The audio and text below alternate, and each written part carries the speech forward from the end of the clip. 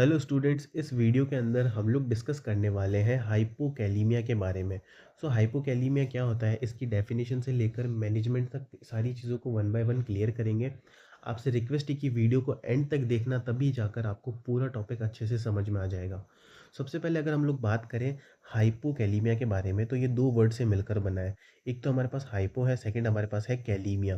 देखो, जो hypo word होता है ना, इसका मतलब होता है बॉडी के अंदर किसी भी चीज़ का डिक्रीज़ हो जाना, ठीक है? तो इसी के अपोज़िट होता है हमारे पास हाइपर कैल्शियमिया, जिसके ऊपर भी मैंने वीडियो बना रखी है। हाइपर कैल्शियमिया के अंदर क्या होता है, हाइपर वर्ड जो होता है उसका मतलब होता है बॉडी में किसी भी चीज़ का इंक्रीज़ हो जाना, ठीक है?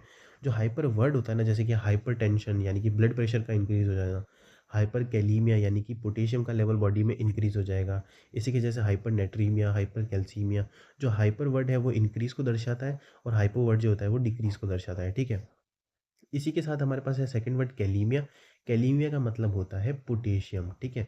बॉडी के अंदर पोटेशियम जो होता है, हमारे पास एक इलेक्ट्रोलाइट होता है जिसका बॉडी के अंदर बहुत जगह पर इंपॉर्टेंट फंक्शन होता है। उनके बारे में भी मैं आपको बताऊंगा कि कौन से इंपॉर्टेंट फंक्शंस होते हैं। तब तक के लिए इतना समझो कि हाइपोकैलीमिया एक ऐसी कंडीशन है जिसके अंदर हमारी बॉडी के अंदर जो ब्लड होता है ना, उसके अंदर जो सीरम पोटेशियम लेवल होता है वो जो है डिक्रीज हो जाता है नॉर्मल से, ठीक है? ये कंडीशन क्या कहलाती है, हाइपोकैलीमिया। अब मैं आपको पहले समझा देता हूँ कि पोटेशियम क्या करता है। देखो, potassium is a major electrolyte. मैंने बताया था कि इलेक्ट्रोलाइट होता है। देखो, electrolyte imbalance, fluid and electrolyte imbalance आपने काफ़ी बार सुना होगा नर्सिंग की पूरी पढ़ाई के अंदर। देखो, जो यहाँ पर कंडीशन है ना, इलेक्ट्रोलाइट, पोटेशियम, सोडियम और कैल्शियम, ये सब इलेक्ट्रोलाइट्स होते हैं, ठीक है, बॉडी के अंदर। देखो, पोटेशियम जो है हमें खाने से भी मिलता है। अब ये करता क्या है, it maintaining heart electrical activity. Heart के अंदर एनाटॉमी और फिजियोलॉजी के अंदर जो है ना, मैंने आपको कंडक्टिंग सिस्टम ऑफ हार्ट के बारे में बताया था। कंडक्टिव सिस्टम होता है ना, जिसके अंदर क्या होता है, कंडक्टिव सिस्टम होता है ना, उसकी मदद से हमारा हार्ट जो है ना वो कॉन्ट्रैक्ट कर पाता है। वहाँ पर बेसिकली क्या होता है, पोटेशियम जैसे कि कुछ हमारे पास इलेक्ट्रोलाइट होते हैं। वहाँ पर क्या होता है ना, कैल्शियम, पोटेशियम, सोडियम, पोटेशियम, ये जो इलेक्ट्रोलाइट्स होते हैं ना, ये जब हमारी सेल्स के अंदर आते हैं और वापस से बाहर जाते हैं, ठीक है, इनका जो इंटर एक्सचेंज होता है ना अंदर बाहर, उससे क्या होता है ना, एक्शन पोटेंशियल जनरेट होता है, जिसी की मदद से हमारा जो कंडक्टिव सिस्टम है वो काम कर पाता है और हमारा हार्ट जो होता है ना वो कॉन्ट्रैक्ट कर पाता है, ठीक है? अगर आपको और अच्छे से समझना है तो एनाटॉमी वाली सीरीज़ के अंदर वीडियोस जाकर देखना, आपको समझ में आ जाएगा। वैसे तो आपको समझ में आ गया होगा इतना ही। देखो, यहाँ पर क्या हो गया, पोटेशियम जो है ना वो हेल्प करता है हार्ट की इलेक्ट्रिकल एक्टिविटी के लिए, ठीक है? और हार्ट की इलेक्ट्रिकल एक्टिविटी अगर अच्छे से रहेगी तो अरिदमियाज नहीं होंगे, ठीक है? अरिदमियाज कंडीशन होती है जो कि हार्ट की इलेक्ट्रिकल एक्टिविटी के बिगड़ने से होती है, ठीक है? यहाँ पर प्रिवेंट रहेगी अरिदमियाज भी। साथ ही साथ पोटेशियम क्या करता है, नर्व फंक्शन, मसल कॉन्ट्रैक्शन, कुछ नर्व फंक्शंस होते हैं जिनको भी कंट्रोल करता है, जैसे कि मसल कॉन्ट्रैक्शन कराने में हेल्प करता है। The normal serum potassium concentration is in range from 3.5 to 5.0 milliequivalent per litre. अब हमारी बॉडी के अंदर जो सीरम पोटेशियम है ना, उसका नॉर्मल लेवल कितना होता है, ठीक है? सबसे पहले तो नॉर्मल जानते हैं, तभी तो आपको अब नॉर्मल समझ में आएगा। देखो, नॉर्मल कितना होता है, 3.5 से लेकर 5.0 यानी कि 3.5 से लेकर 5 मिली इक्विवेलेंट पर लीटर, ठीक है? ये जो है ना, एम ई क्यू पर लीटर, ये इसकी इसका आप लिख सकते हो पूरा, मिली इक्विवेलेंट पर लीटर ये यूनिट होती है, ठीक है?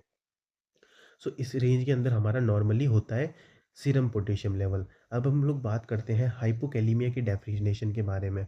Hypokalaemia refers to the lower level of potassium, यानी कि हाइपोकैलीमिया की ऐसी कंडीशन है जिसके अंदर जो सीरम पोटेशियम लेवल होता है वो डिक्रीज हो जाता है, in this in which is less than 3.5 milliequivalent per litre. आपको पता ही था, मैंने ऊपर बताया था नॉर्मल अमाउंट कितना है यहाँ पर, देखो, 3.5 से लेकर 5 मिली इक्विवेलेंट पर लीटर तक, ठीक है? और हाइपोकैलीमिया के अंदर तो 3.5 से कम हो जाएगा, और हाइपर कैलीमिया के अंदर 5 से जो है ज़्यादा हो जाएगा, ठीक है? हाइपर जो हाइपोकैलीमिया की कंडीशन है उसके अंदर 3.5 मिली इक्विवेलेंट पर लीटर से अगर सीरम पोटेशियम का लेवल जो है वो कम हो जाता है तो कंडीशन क्या कहलाएगी, हाइपोकैलीमिया। अब डिस्कस कर लेते हैं इसके कॉज के बारे में। देखो, यहाँ पर मैंने बात की है कॉजेज़ के बारे में, इसके रीज़न्स भी तो होते होंगे कि भाई ऐसा क्यों होगा। अगर हम लोग रीज़न्स की बात करें तो सबसे पहले डिक्रीज़ पोटेशियम इनटेक। अगर हमने खाने के अंदर पोटेशियम का इनटेक ही कम है, अगर सही डाइट नहीं ले रहा है पेशेंट, तो उस वजह से भी तो आपका जो लेवल है वो कम हो जाएगा। सबसे पहले तो डिक्रीज़ पोटेशियम इनटेक, ऐसे खान-पान को ना खाना जिसके अंदर पोटेशियम का जो लेवल है वो अच्छे अमाउंट में हो। साथ ही साथ इंक्रीज़ पोटेशियम लॉस। सो अगर इंक्रीज़ पोटेशियम लॉस यानी कि बॉडी से पोटेशियम का लॉस तो बहुत ज़्यादा है, लेकिन जो इनटेक है ना वो कम है। अब लॉस कैसे होगा? देखो, लॉस के काफ़ी सारे रीज़न्स होते हैं, जैसे कि जीआई लॉस। सबसे पहले जीआई लॉस के बारे में समझते हैं। जीआई लॉस क्या है? गैस्ट्रोइंटेस्टाइनल लॉस, ठीक है? जैसे कि वॉमिटिंग, अगर पेशेंट को वॉमिटिंग ज़्यादा होगी तो बॉडी से फ्लूइड निकलेगा। उस फ्लूइड के अंदर जो है हमारे पास पोटेशियम भी प्रेज़ेंट होगा, तो वो भी निकलेगा, ठीक है? तो साथ ही साथ पोटेशियम की जो है डेफिशिएंसी होगी कि नहीं होगी। इसी के अलावा डायरिया, डायरिया की जो कंडीशन होती है उसके अंदर भी तो ऐसा ही होगा, बॉडी से जो है बहुत ज़्यादा फ्लूइड बाहर निकल जाता है, ठीक है।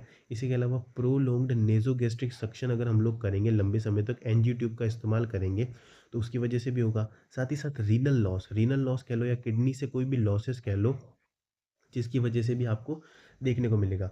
साथ ही साथ है डाययूरेटिक्स। देखो, डाययूरेटिक्स क्या होता है? डाययूरेटिक्स ऐसी ड्रग्स होती है जिसके जो क्या करती है ना, हमारी बॉडी के अंदर जो यूरिन का आउटपुट है ना, यूरिन बाहर निकलता है उसको क्या बोलते हैं? Urine output. यूरिन का जो आउटपुट है ना उसको इंक्रीज़ कर देती है, ठीक है? तो डाययूरेटिक्स ऐसी ड्रग्स होती है जो कि यूरिन के आउटपुट को इंक्रीज़ करती है। अगर पेशेंट ऐसी ड्रग्स को लंबे समय तक इस्तेमाल करेगा तो जिससे क्या होगा, यूरिन का आउटपुट ज़्यादा बाहर की तरफ होगा, और उसकी वजह से क्या होगा ना, पोटेशियम भी साथ-साथ बाहर निकलेगा बॉडी से, और पेशेंट को जो है हाइपोकैलीमिया की कंडीशन हो सकती है, ठीक है? जिसके अंदर पोटेशियम का जो लेवल है वो कम हो जाएगा। इसी के अलावा एल्डोस्टेरोनिज़्म, ठीक है? हाइपर एल्डोस्टेरोनिज़्म भी यहाँ पर एक कंडीशन होती है जिसकी वजह से भी आपको देखने को मिलेगा। इसी के अलावा कशिंग सिंड्रोम पे मैंने वीडियो बना रखी है, आप चाहो तो डिटेल में भी देख सकते हो उसको, ठीक है? एंडोक्राइन डिसऑर्डर्स के अंदर मिल जाएगी आपको। सो कशिंग सिंड्रोम भी यहाँ पर रिस्पॉन्सिबल होता है। इसी के अलावा कॉर्टिकोस्टेरॉइड्स जो ड्रग्स होती है, और एल्कोलोसिस की कंडीशन भी यहाँ पर रिस्पॉन्सिबल होती है हाइपोकैलीमिया के लिए। नेक्स्ट डिस्कस करते हैं सिम्टम्स को, ठीक है? यानी कि इस कंडीशन के अंदर क्या-क्या सिम्टम्स देखने को मिलेंगे। सो जैसा कि मैंने बताया था, ये न्यूरोलॉजिकली भी काफ़ी चीज़ों को कंट्रोल करता है पोटेशियम, ठीक है? कार्डियक एक्टिविटीज़ को भी कंट्रोल करता है। तो उन्हीं से रिलेटेड डिसऑर्डर होंगे, ठीक है? जैसे कि वीकनेस होगी, क्रैम्प्स आएँगे पेशेंट को। क्रैम्प्स का मतलब अगर आपको मैं हिंदी में बताऊँ तो आपने सुना होगा, व्हाइटे आते हैं। बेसिकली पेशेंट जो है अपने उसके मस अबनॉर्मल कॉन्ट्रैक्शन रिलैक्सेशन होता है हमारी मसल्स के अंदर, ठीक है? उसी चीज़ को बोलते हैं। वीकनेस भी आपको देखने को मिलेगी, ट्विचिंग, पैरालिसिस भी आपको देखने को मिल सकता है। नेक्स्ट है हमारे पास कार्डियोवैस्कुलर सिम्पटम्स, ठीक है? यानी कि हार्ट से रिलेटेड क्या-क्या सिम्पटम्स आएँगे। तो आपको पता था, ऊपर मैंने डिस्कस भी किया था कि जो पोटेशियम होता है ना वो अरिदमियास को प्रिवेंट करता है। तो पोटेशियम का जब लेवल कम होगा तो अरिदमियास होंगे कि नहीं होंगे? बिल्कुल होंगे। इसी के अलावा ईसीजी वेव के अंदर क्या-क्या चेंजेस देखने को मिलेंगे? अगर पेशेंट का ईसीजी निकालेंगे, आपको पता होगा ईसीजी के बारे में। सो क्या होगा, बेसिकली फ्लैटन्ड टी वेव, जो टी वेव होती है ना वो फ्लैट हो जाएगी, ठीक है? एकदम ऐसे फ्लैट होगी आपको। इसी के अलावा एसटी सेगमेंट जो है ना उसके अंदर डिप्रेशन देखने को मिलेगा। इसी के अलावा यू वेव भी आपको देखने को मिलेगी।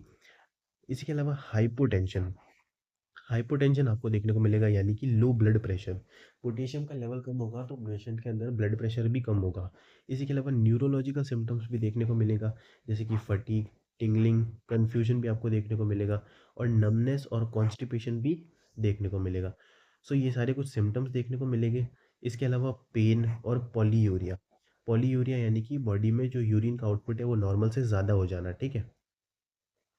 सो ये सारे कुछ सिम्टम्स हैं जो कि आपको हाइपोकैलीमिया की कंडीशन के अंदर देखने को मिलेंगे। नेक्स्ट हम लोग डिस्कस करते हैं यहाँ पर डायग्नोस्टिक इवैल्यूएशन के बारे में। सो देखो, डायग्नोस्टिक इवैल्यूएशन कह लो या फिर डायग्नोसिस कह लो, एक ही बात है। डायग्नोसिस बेसिकली क्या होता है ना, जिसके अंदर क्या करते हैं हम लोग, टेस्ट करवाते हैं और आइडेंटिफाई करते हैं कि कौन सी कंडीशन है, ठीक है, या कौन सी डिजीज़ है। फर्स्ट हमारे पास है फिजिकल एग्जामिनेशन, ठीक है? तो पेशेंट का जो है यहाँ पर फिजिकल एग्जामिनेशन करते हैं, पेशेंट का पास हिस्ट्री कलेक्शन करते हैं, सीरम पोटेशियम लेवल को एग्जामिन करते हैं, और ईसीजी, ईसीजी के अंदर मैंने आपको ऊपर बताया था चेंजेस होते हैं, तो ईसीजी भी हेल्प करती है, ठीक है?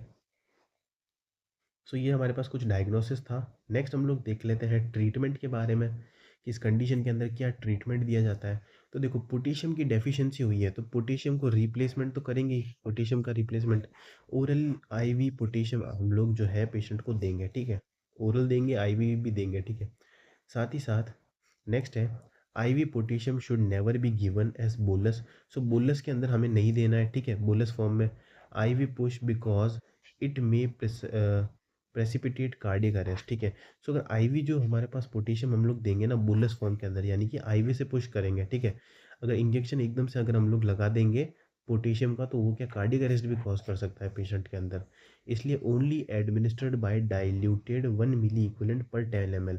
इसलिए जो है 1 मिली इक्विवेलेंट पर 10 ml में इसको डाइल्यूट करना है और उसका जो है स्लो इन्फ्यूजन करना है, ठीक है, धीरे धीरे बॉडी में एडमिनिस्टर करना है। अगर एकदम से बोललेस फॉर्म में कर देंगे ना तो कार्डियक अरेस्ट भी करवा सकता है। इसी के अलावा ओरल पोटेशियम सप्लीमेंट भी देंगे, ठीक है। पोटेशियम की लेवल जो है वो डिक्रीज हो रहा है, तो पोटेशियम जिस खाने के अंदर ज़्यादा होता है वो देंगे। Should be diluted in full glass of the water और फ्रूट जूस, ठीक है, फ्रूट जूस या वाटर के अंदर डाइल्यूट करेंगे and sip slowly to avoid gastric irritation. और धीरे धीरे उसको जो है पेशेंट को देंगे ताकि गैस्ट्रिक इरिटेशन यहाँ पर नहीं हो, ठीक है। Loop and thiazide diuretics should be replaced with potassium sparing diuretics। So potassium sparing diuretics जो है हमारे पास, उसको चेंज करके जो है लूप या फिर थियाज़ाइड डायूरेटिक्स हम लोग देंगे, ठीक है। अगर आपको इन तीनों के बारे में समझना है ना कि लूप डायूरेटिक्स, थियाज़ाइड डायूरेटिक्स या पोटेशियम स्पेरिंग डायूरेटिक्स क्या है, तो आप जाकर फार्मेकोलॉजी में वीडियो देख सकते हो। इस वीडियो के लिए इतना ही। आई होप आपको पूरा टॉपिक समझ में आया होगा। आप चाहो तो इसकी पीडीएफ भी डाउनलोड कर सकते हो हमारे टेलीग्राम चैनल NSG लाइव।